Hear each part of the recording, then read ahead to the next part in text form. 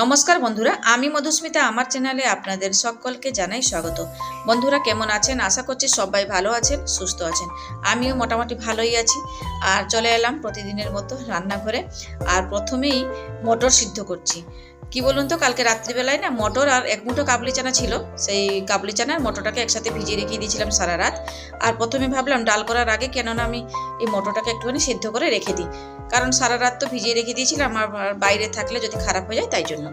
আর সবার খাবার ইচ্ছা হয়েছে একটুখানি ঘুগনি, বিকেলবেলা খাবে, তাই জন্য একটুখানি মটরটা সিদ্ধ করে ঠান্ডা করে ফ্রিজে তুলে দেবো। আর বিকেলবেলা দিকে একটুখানি ভালো করে মশলা টশলা দিয়ে ঘুগনিটা বানিয়ে খাওয়া হবে। যাই হোক, ওইদিকে তো আমি ভাতের জলটা বসিয়ে দিয়েছিলাম, জলটা গরম হয়ে গেছিলো। আর চালটাকেও ধুয়ে আমি দিয়ে দিয়েছি। আজকে বানাচ্ছি শুধু সাদামাটা রান্না, পেঁপে দিয়ে মসুরির ডাল, তার সাথে বানাবো আলু ভাজা। আর কিছু বানাচ্ছি না। আর 3-4টে মতো না গাঠির কচু পড়েছিল, ভাবলাম কচুটা পচে যাবে, কি করব বলুন তো, ওই কেটে একটুখানি ভাতে সিদ্ধ করতে দিয়ে দেবো। আর কচু সিদ্ধ বা কচু ভাতে খেতে তো বেশ ভালোই লাগে। যাই হোক, 4টে মতো ছিল, কেন নষ্ট হবে, তাই জন্য কেটে সেগুলোকেও ভাতে দিয়ে দেবো। তার আগে একটুখানি আলুটাও সরসর করে কেটে নিলাম। আর এখন পেঁপেগুলোও কেটে নিচ্ছি। আর পেঁপেটা একটুখানি পাতলা পাতলা করে দিয়েছি, যেহেতু মসুরির ডাল তো। আর প্রেসার কুকারে আমি রান্না করছি, আর একটা সিটি দিলেই আমার মসুর ডালটা না ভালো মতো সিদ্ধ হয়ে যায়, তাই জন্য একটুখানি পেঁপেগুলো পাতলা পাতলা করে কেটে নিলাম।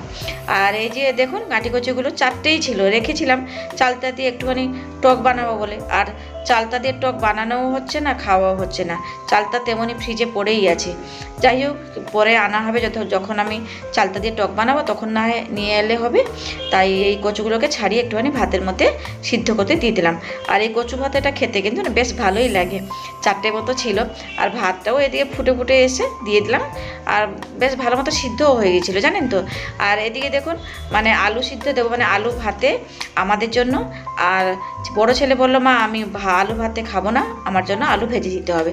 আর ওর জন্য একটুখানি আলু সরসর করে কেটে দিয়েছি, আর পেঁপে।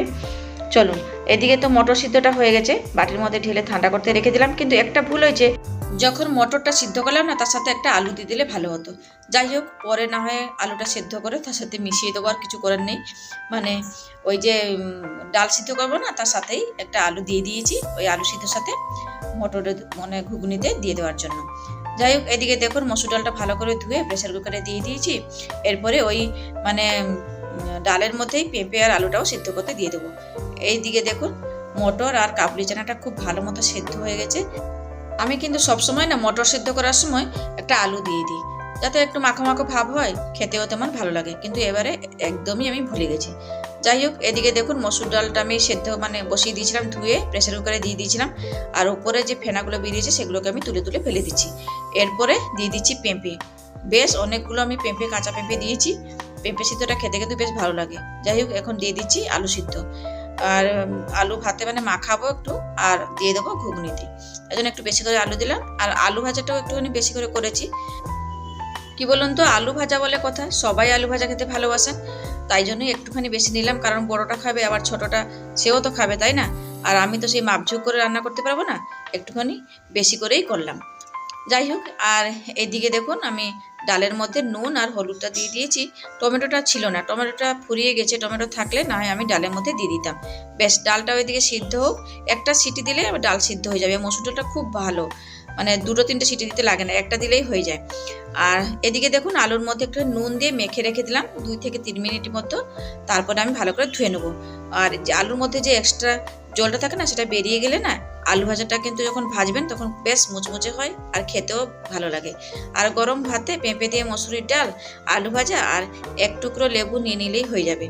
এদিকে দেখুন পেঁপেটা মানে মসুর ডালটা সিদ্ধ হয়ে গেছিলো, আর বাটির মধ্যে ঢেলে রেখে দিয়েছি। আর আলুগুলো বের করে তুলে নিয়েছি।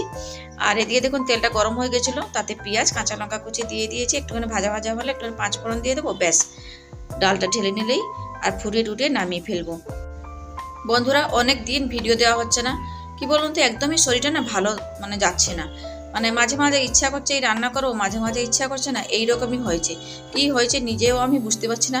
মনে হচ্ছে আমার একটুখানি হিমোগ্লোবিন কমে গেছে, কিংবা প্রেশার লো হয়ে গেছে, তাই জন্যই এইরকমই হচ্ছে। যাই হোক, একটুখানি সুস্থ হয়েছি, আবার চলে এসেছি রান্না করে। আর এত ডিস্টার্ব হচ্ছে, রেগুলার আমি ভিডিও দিতে পারছি না। আর কি বলবো বলুন। যাই হোক, আগে একটুখানি ভালো করে সুস্থ হয়ে যাই, তারপরে ভিডিওটিতে প্রত্যেকদিন দেওয়ার চেষ্টা করব। চলুন, এদিকে তো ডালটা আমি ফুটিয়ে মানে ঢেলে দিয়েছি, এবারে ডালটা ভালো করে ফুটিয়ে নিয়ে তারপর ঢেলে নেব। আর তারপরে আমি শেষে আলু ভাজাটা ভাজবো, কারণ আলু ভাজাটা গরম গরম ভাজলে ভালো হবে খেতে। তো এদিকে দেখুন পেঁপে দিয়ে ডাল পুরোপুরি রেডি হয়ে গেছে, আর ঢেলে নিলাম। তারপরে আমি আলুটা ভেজে নেব। আর আলু ভাজাটা তো গরম গরম খেতেই ভালো লাগে, তাই না? আর যে আলু ভাজাটা মানে ডাল থেকে যে আলু সিদ্ধ করে তুলে রেখেছিলাম, সেই আলু মানে সিদ্ধটাকেও মেখে নেবো ভালো করে। তার জন্য একটুখানি মানে পেঁয়াজ কাঁচা লঙ্কা রেখেছি, আর পেঁয়াজ কাঁচা লঙ্কা দিয়েই মাখবো। শুকনো লঙ্কাটা দিতে বারণ করলো, তাই জন্য আর শুকনো লঙ্কাটা ভাজলাম না। এই কাঁচা লঙ্কা আর পেঁয়াজটা দিয়েই আলুটা মেখে নেব। আর এদিকে কিন্তু কড়াইতে সর্ষে তেল গরম করতে বসিয়ে দিয়েছি। ভাবলাম কেন কাঁচা সর্ষে তেলটা দেবো, যে তেলটা গরম হচ্ছে সেই তেলটা থেকে একটুখানি তেল তুলে আমি এই আলু সিদ্ধতে দিয়ে দেবো। তাহলে এই আলু সিদ্ধটা না এই গরম তেল দিয়ে মাখালেও না বেশ খেতে ভালো লাগবে, তাই জন্যই। যাই হোক, সব রেডি সেডি করে রেখে দিলাম। এরপর চলে এলাম আলু ভাজার জন্য। তেলটা তো গরম হয়ে গেছিলো, তো কেটে রাখা আলুগুলোকে দিয়ে দিয়েছি। আর আলুটা কিন্তু আমি ধুয়ে নিয়েছিলাম, যেহেতু নুন দিয়ে মেখে রেখেছিলাম না, তাই জন্য ধুয়ে কিছুক্ষণ রেখে দিয়েছিলাম জল ঝরার জন্য। তারপরে আমি তেলের মধ্যে দিয়ে দিলাম। আর নুন দিলাম না, একটুখানি হলুদের গুঁড়ো দিয়ে বেশ আলুটাকে পুরো লাল লাল করে ভেজে নেব। এই যে দেখুন আলু ভাজাটা কি সুন্দর হয়েছে, আর খেতেও কিন্তু না বেশ ভালো হয়েছিল। যাই হোক বন্ধুরা, আজকের মতন এইখানে থাকলাম। আবার ফিরে আসবো একটা নতুন ভিডিও নিয়ে। ততক্ষণ সবাই ভালো থাকবেন, সুস্থ থাকবেন। টাটা। আর যদি আমার ভিডিওগুলো ভালো লাগে না, প্লিজ একটা করে লাইক করে দেবেন, কেমন?